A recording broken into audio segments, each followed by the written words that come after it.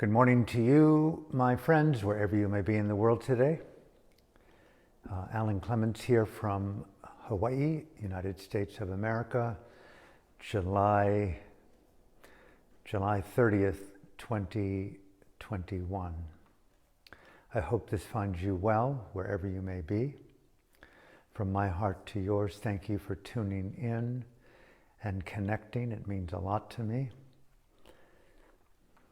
Today's sharing in the realm of the senses. There were multiple titles I wanted to use. The secret things, the sacred things, quietude, intimacy, silence, the erotification of presence, that sapio heightened cognitive sexual intimacy of consciousness playing within consciousness, within those playful attributes within consciousness that we call joy, rarely at times rapture. The word aesthete,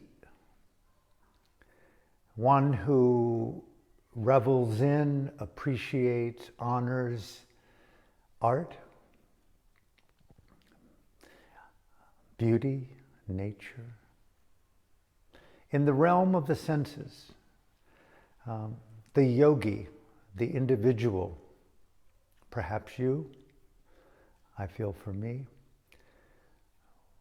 one who rejoices in the experience of the playful pursuit of interior beauty, authenticity, integrity, kindness, joy, love, simplicity, complexity made real through honesty, resolve, vision, dedication, the art, if you will, the yoga, the asana of creative dream making, visionary presence. In the realm of the senses, an individual, you, perhaps me, at times, who empowers the experience of beautifying that which we perceive, the conscious choice-making process of engaging the eye in color and form, in light and sound and frequencies and vibrations and energies and sensations, waves and frequencies, particles, intimate experiences within the senses, and purposely, according to the word aesthete or yogi, beautifying bhavana. I've used this word so many times. The beautification of consciousness, the beautification of the senses. Juxtaposed with this often compelling but very problematic preoccupation with civilization, the cultural trance.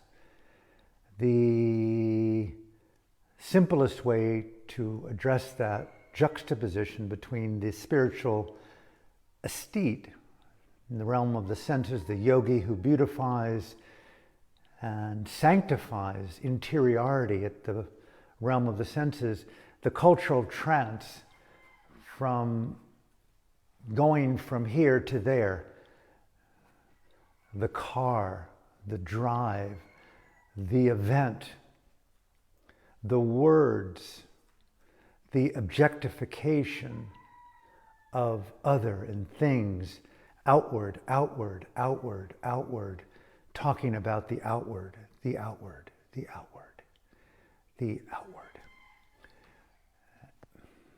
not trying to denigrate the outward in any way. We are contextual creatures, to state the obvious. We're embedded by birth in this invisible yet incredibly discernible event called existence, where we're compelled to walk and move and eat and bathe and dress by instinct, to sleep and procreate, to emerge through an event called conditioning, parenting, education, religion, school. We survive. We are here today in the event called our lives, in the realm of the senses. Another way of looking at being a human, prioritizing, if you will, the secret things, the nuministic, the intimate existential, the holy, the metaphor of the biblical, the awakening of radiance, the luminosity of this thing called spirit in the realm of the senses. How well do we do what we do day after day, event after event? How well do we embody the senses? I know as a yogi in a monastery, in a meditation center, primarily in the country of Burma, but also in Sri Lanka, the beauty for me is that one is encouraged and supported to embody the present time phenomenology of the senses in the context of the body, and feel and co-participate in that feeling of Vedana with papancha or perception, and to undress this proliferation process of perception and imbuing perception with other and outer. And the next thing you know, we're living in the exteriorization of life, and we lose the event of the realm of the senses, the art of perception, and the wisdom of perception to unveil from those ordinary conditions and those preoccupations, from whatever source they come, that harden perception, that harden the senses, judgment and blame, ridicule and violence, collusion with denigrating states of mind inside and outside. And we lose, I would call it, the event of the sacred, the holy, the biblical, the Jesus, the Buddha, the Allah, the nuministic, the heart, the goddess, the Avalokiteshvara, the Bodhisattva, the beauty, the nuministic, the senses, the sacredness of the senses, the erotic. And there's just something beautiful about being with those rare people, providing that we show up in our own inner being with high quality conviction in bringing to the forefront of my senses with you in this moment of shared presence a tenderness, a beauty, an intimacy, a birth, a rebirthing, consecrating the passing of something as a redeathing, the holiness of shared space. There's something in the spectacle of human intimacy with self and other than self, in nature, in art, in intimacy, in sexuality, in romance, in the awakening, the nibbanthification of being, that unconditional willingness to feel in the realm of the senses. These are ways for me that I speak to myself. I'm not trying to suggest something to you, but how do we create an inspiring emotional poetry that gives us the hope and the courage to bring the best of our beauty to presence? And how easy it is to be seduced compelled by the narratives of politics and media and otherness, and we drive down the digital highways of the virus and the vaccine and Russia and war and genocide and fear and rent and mortgages and life and illness and death, and we lose the sanctity of those secret things. And enjoying in this brief moment of a day, an hour, a minute, a lifetime, the blessedness of being aware of our own relationship to the realm of the senses. My way of employing and encouraging you to encourage me to bring the finest qualities of mindful, present-time spiritual intelligence, the aesthetics of consciousness, whatever they may be, mindful intelligence, the emotional aesthetics, spiritual aesthetes, ones who empower the artfulness and the playfulness and the erotification, the bontification of ubuntification of shared space. We're bringing poetry and play into the realm of the senses. This is so other than just sitting in meditation or listening to some guided meditation to chill or to de-stress.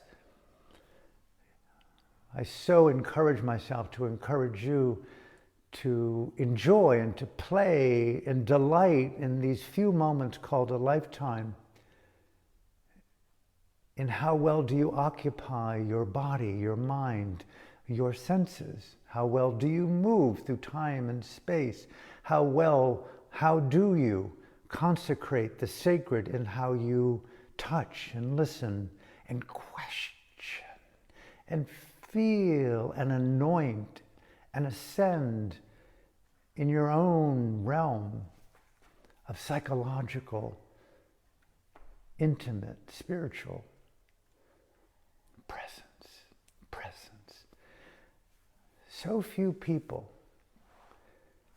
I'm not into comparisons, but it's so special to meet individuals who are dedicated to sanctifying and beautifying and increasing the wisdom of their perceptions, and who anoint presence, again, another way of looking at the realm of the senses, presence at the ear door, the mind door, the touch, the smell, the feel, those six senses, and that hyper-intuitive seventh sacred sense of the intuitive that we all have if we listen to the deeper realm of psychic intuitive senses. Children know that. Often animals know that.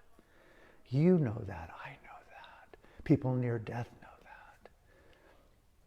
And right now in my own life, yes, there's a yearning, and I like to keep the yearning alive. Yes, there's a craving, a sacred craving. There's nothing wrong with that, right?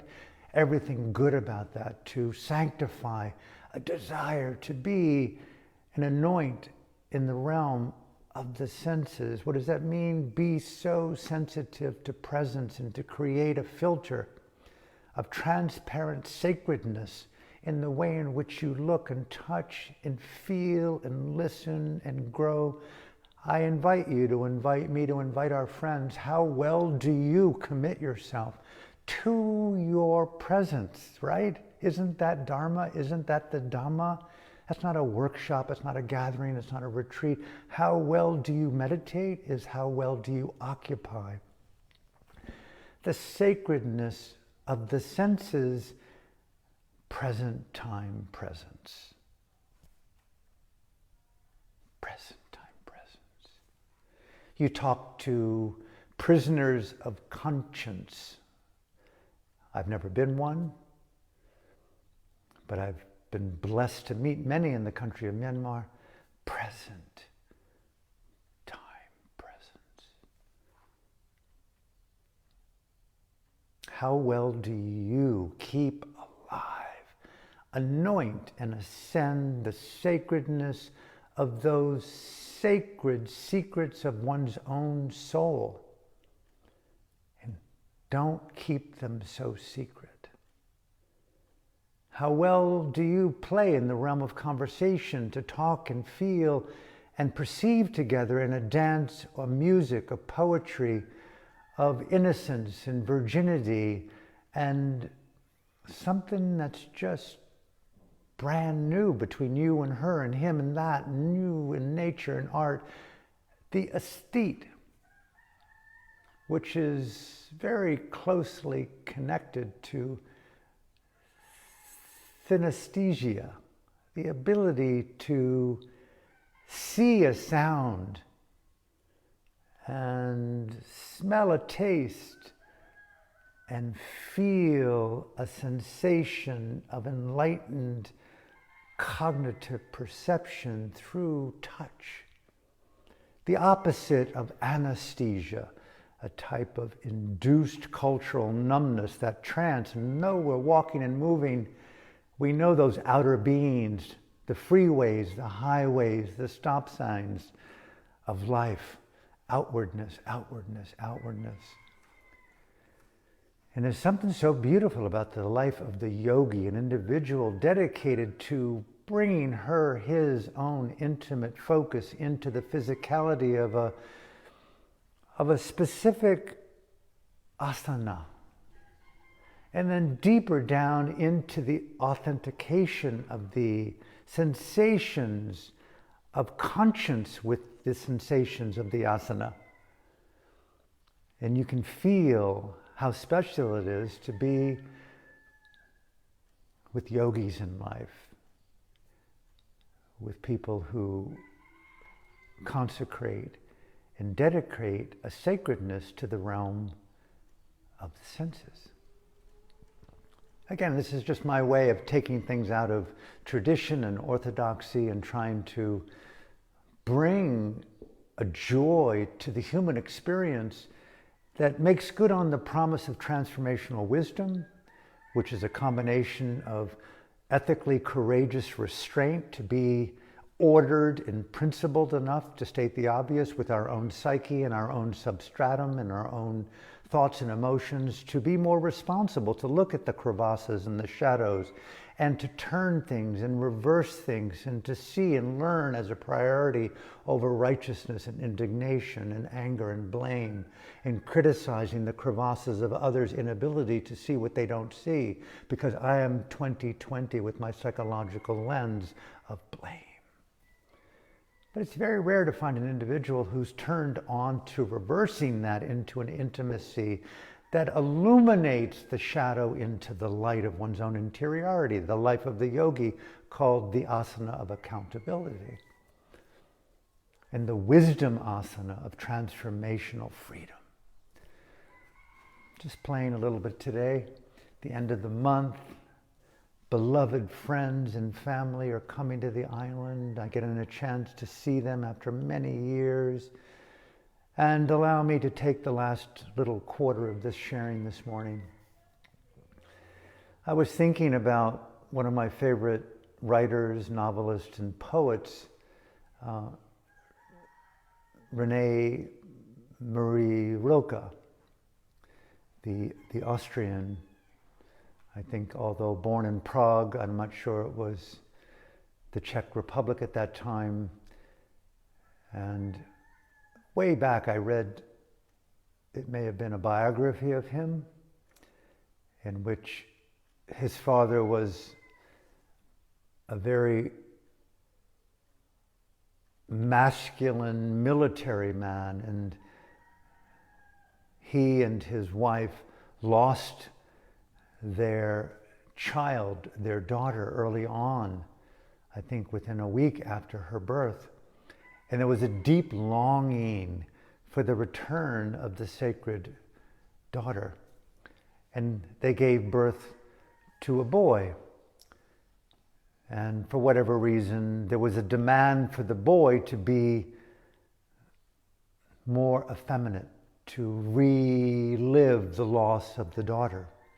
Renee Marie Rilke was dressed up in girls' clothing and became sort of a big doll for the family, according to the biography that I read. And the father revolted at a certain point and demanded of his wife to put the boy, break him from this conditioning of being so effeminate, and put him into a very rigorous military school. And Renee Marie Rilke, as I remember it, lived in tremendous fear of the ridicule and the blame and the judgment and the pornographic, satirical denigration of him as this girl boy. And the opposite of the poetry, of the aesthetics of the senses, the heightened intimacy of the sapio-erotic, very different than the life of a yogi or the respectful lover. I can't imagining that. And there was one particular scene in which young Rilke found shelter in the infirmary and found himself a secret spot of sacred hiding from the onslaught of toxic, conditioned teenage masculinity, that cultural trance, the opposite of the sapiosexual, the opposite of the aesthete, the opposite of the love of nature and beauty, of intimacy, of poetry. And in that darkness, it said he would light a candle. And it was the emergence of his poetry. I only want to be with those who know the secret things, or alone. I only want to be with those who know the secret things, or alone. Sacred things. What are secret things? Sacred things.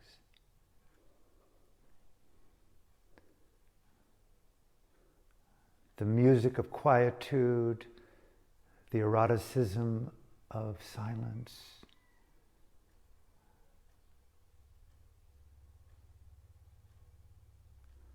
the poetry of wisdom, the heightened intimacy of shared respect, the sensuality of mutuality, the timeless smile of shared growth, insight, the eroticism of the epiphany. So many ways to look at secret as sacred. I invite you to invite me to anoint yourself. What are the secret things in your life that you keep secret, waiting for that ripe moment to anoint them and bring them to the forefront of your presence in conversation with your wife, your husband, your children, your God, your Buddha, your heart, your soul? Time is short, we know that. I only want to be with those who know the secret things, or alone in life. And to think of that poetry that came from that man, that boy. That's you, that's me. I'll close with a personal little story that happened. Day before yesterday, I went to see here in Hawaii a very renowned cardiac doctor.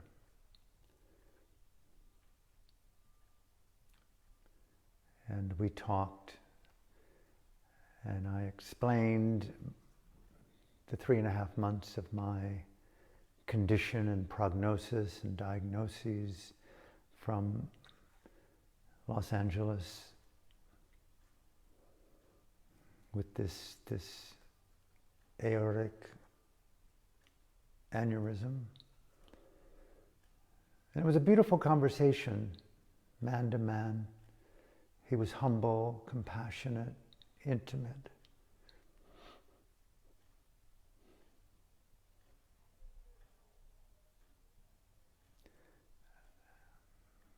In a way, I felt like young Renee Marie Roca.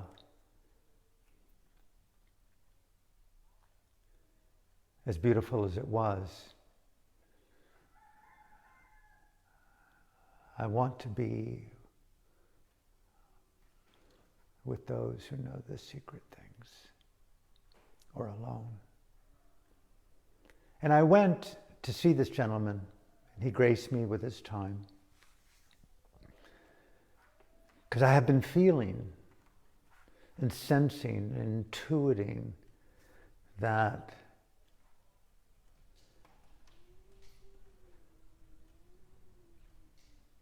well, I told him, because he asked me, why are you here? And I said, I want to know if my aneurysm is still there. And I sort of skirted around that issue because I anticipated what I had been hearing for months. Of course it's there. And I said, I want to know whether it's grown. And I even rehearsed this and perhaps just stayed stable. And who knows? I've been told it never contracts. I said, maybe it's contracted a little bit, gone down in size.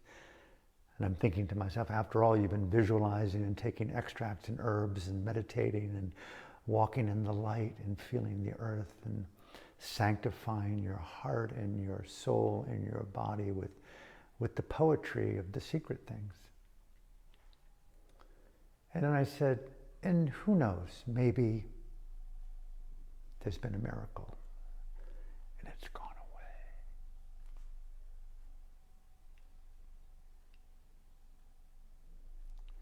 And I said, what do you think? And he said, with regard to the latter 2 points, contraction of the aneurysm and disappearance, that's called active denial. He said it with tremendous compassion. He went on to explain that's a very necessary, a very beautiful dimension of the process of coming to terms with the shock and the trauma of the diagnoses of a very likely fatal illness unless you, which you've chosen not to do, as you've told me, commit to open heart surgery. And I let it in. I let it in and went right to my Rilke, the secret things. It's already cured. I don't fear death. I didn't say it, I thought it. Closer than denying the poetry of that which is true.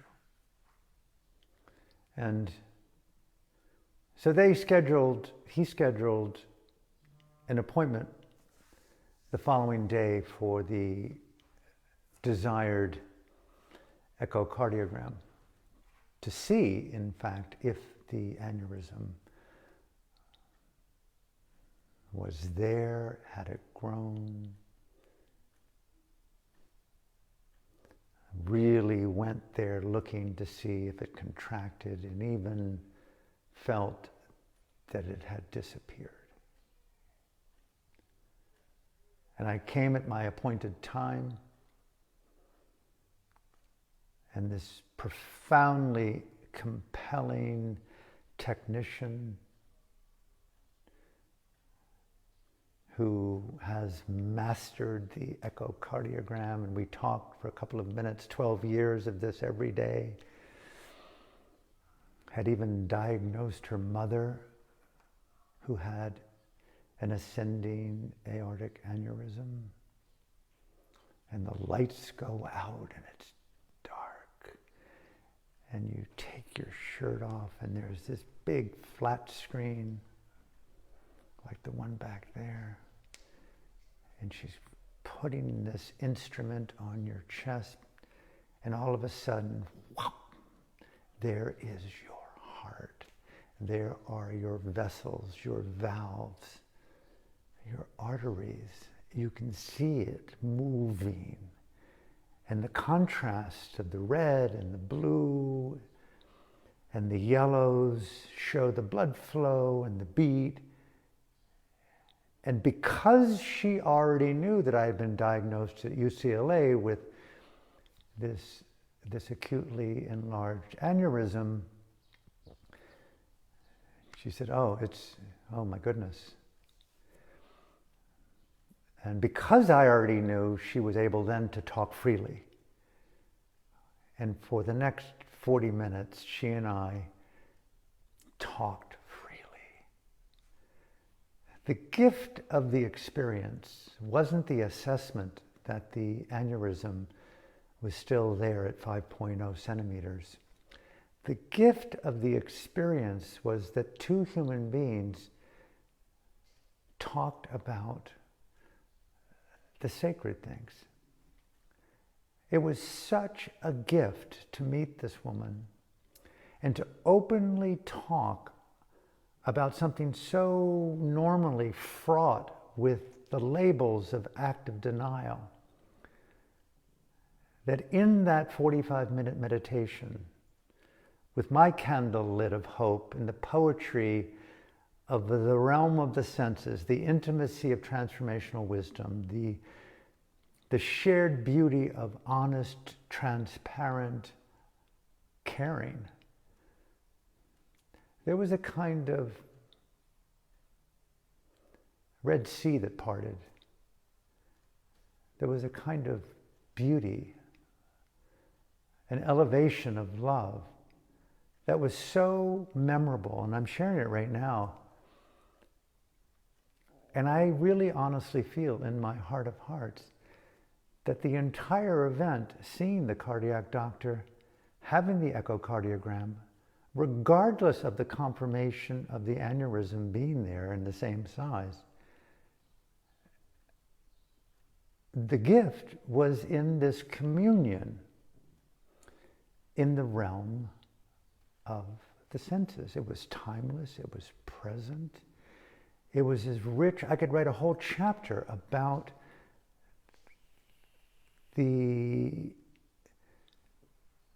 transmedical, but yet firmly rooted in the pragmatism of reality. I won't get into the details of the conversation, but it so brought to surface for me beauty. That's it. And I feel today, and I put it on my Instagram and Facebook story page, vulnerability and courage clearly are so intertwined. Tears and laughter are inseparable. I met an old friend that I had not seen in nearly 3 decades. She came over yesterday and we talked. And there were moments of laughter and timelessness and poetry and tears and beauty and tenderness. It was so sapio, existential, intimate. And that confluence of the senses, meeting the senses in authenticity and integrity, the meditation of communion. That's all I'm trying to point to here. The meditation of life as communion with the holy. If we allow ourselves that gift, how beautiful, transcendent, and I don't even want to use the word curative. It's so deathless. It's so timeless. It's so, for me, so enlightened. It's the gift of breathing. It's the gift of life. It took out longevity from the equation. Pure quality. Isn't that why we go to church? Pure quality. Isn't that why we pray? Pure holy quality. Isn't that why we make love? Pure quality. Isn't that why we read a great book or read or have read to us great poetry? Pure quality. In that word quality, like Rilke behind the wall with his candle, I only want to be with those who know the secret things, the sacred things, or alone.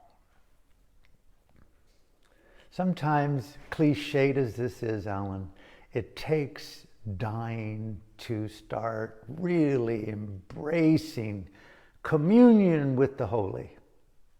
The timeless Jesus in all of us, the Mary Magdalene in all of us, the Buddha in all of us. I say, why wait as I end today as a beginning? Why wait to love when you can be the greatest expression of love you've ever known? Why buy the narratives of the road work of this or that when you can play in your own Rilke, your own Rumi, your own Buddha, your own goddess? You can be a deva as a human, a radiant being of light, emanating high frequency. Go there. Make that music. That's my Dharma today. That's my meditation. It isn't, you can't see it, it isn't sitting on that cushion alone. It's in, I want to say everything, but some things it's not, because we're human and it takes mutuality to play in that realm of the senses and to really anoint that confluence of God and Goddess and God and God and Goddess and Goddess meeting at that very invisible yet discernible texture of love and kindness and transcendent awakening. What does that really point to?